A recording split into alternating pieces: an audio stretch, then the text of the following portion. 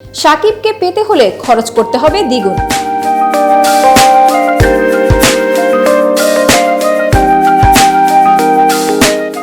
Megastar Shakib Khan 25 বছর ধরে ঢালিউড ইন্ডাস্ট্রিতে আছেন। গত 2 যুগ ধরে একটু একটু করে আজ তিনি শীর্ষে অবস্থান করেছেন, আর তাই তাকে পেতে নির্মাতাদেরও বেশ খরচ করতে হচ্ছে।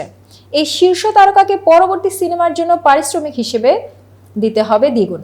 শাকিবের প্রতিষ্ঠান এসকে ফিল্মস সূত্র জানিয়েছে, শাকিব খান পরপর 2টি ব্লকবাস্টার সাফল্যের পর কাজে আরও বেশি মনোযোগী থাকতে চান, যেন পরবর্তী ছবিগুলোতেও সাফল্য আসে।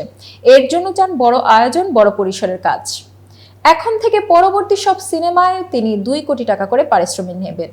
বিগত বছরগুলোতেই দেশের সিনেমা হলগুলোতে প্রাণ ফিরে আসে শাকিব খানের সিনেমায়, যে কারণে এই নায়ককে নিয়ে নির্মাতা কিংবা প্রযোজকদের আগ্রহের পরিমাণও বেশি।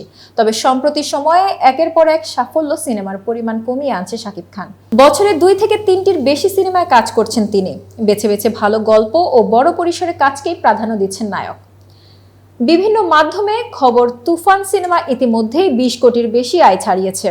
যদিও আনুষ্ঠানিকভাবে কোনো ঘোষণা নেই, তবে বিগত বছরগুলোতে দেশের সিনেমা ইন্ডাস্ট্রিতে সবচেয়ে বেশি আয়ের সিনেমা হতে চলেছে তুফান। এতক্ষণ বার্তা বৈঠকের সাথে থাকার জন্য ধন্যবাদ। নতুন নতুন তথ্য ও সংবাদ পেতে বার্তা বৈঠকের ফেসবুক পেজ ও ইউটিউব চ্যানেলের সাথেই থাকুন।